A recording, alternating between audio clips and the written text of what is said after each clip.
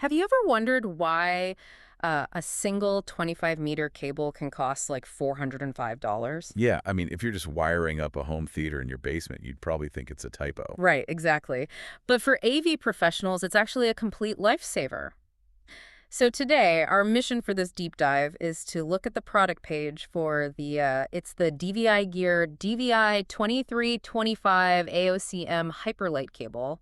That is quite the mouthful. It really is.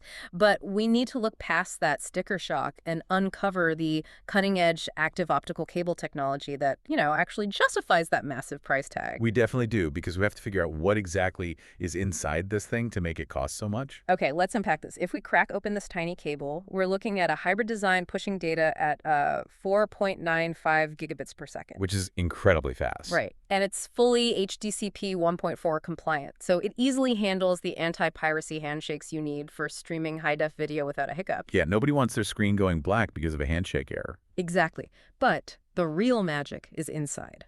It packs 4 polyfluorinated optical fibers, or POF, right alongside 6 regular copper wires. Yeah. It's basically like building a miniature high-speed fiber internet highway directly next to traditional electrical power lines, but all bundled inside one tiny flexible jacket. That is a great way to put it. And, just like a real highway, distance is the enemy of speed here. Right. Because copper is perfectly fine for local traffic, like basic power and low-speed signaling.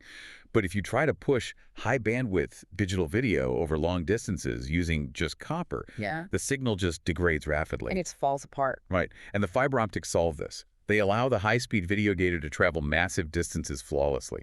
And the specific cable we are looking at is 25 meters long, but this HyperLight technology supports lengths up to 100 meters without any signal drop-off. Wow, 100 meters. So it can shoot a pristine signal across a literal football field. Pretty much, yeah. But, all that bandwidth is completely useless if the cable snaps the second you try to snake it around a tight corner in a building's air duct. Oh, absolutely.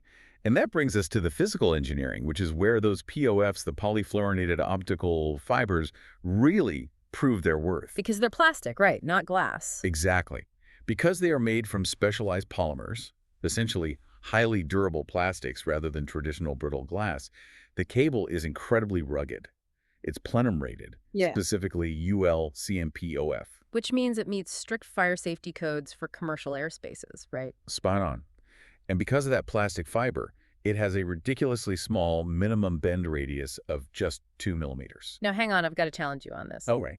A 2-millimeter bend radius is great for the cable string itself, sure, but DVI connectors are famously wide, clunky, and usually covered in screws. Oh, they are super beefy. Right, so it doesn't matter how flexible the wire is if you can't actually get that giant connector head through a tiny 2-millimeter pipe in the wall. Well, what's fascinating here is the engineers anticipated that exact physical bottleneck. The cable's best trick is that the DVI docking connectors actually detach. Wait, they pop off? Yeah, they do. Yeah. But the brilliance is in how they detach. Yeah. The delicate optical engine, the part that actually converts the electrical signal to light, is fully sealed and contained within the cable itself, not the detachable head. Ah, okay. So when you pop off the bulky DVI connector, you aren't exposing or, ruining the sensitive fiber alignment. Exactly. You are just removing a mechanical shell. What's left is a tiny sealed cross-section measuring just 13.9 by 14.2 millimeters. That is incredibly small. Yeah, and it comes with fixation screws and removable cable pull covers. So installers can safely attach a line, yank this delicate optical technology through incredibly narrow conduits and brick walls, and then just snap the DVI docking heads back on at the final destination. That is wild. So what does this all mean when we step back? I think if we connect this to the bigger picture, you realize you aren't just buying a cable here, you are buying a structural engineering solution. Right, yeah. It really shows us that ultra-high-end AV gear isn't just about pushing pixels to a screen. It's about solving the complex physics of building infrastructure.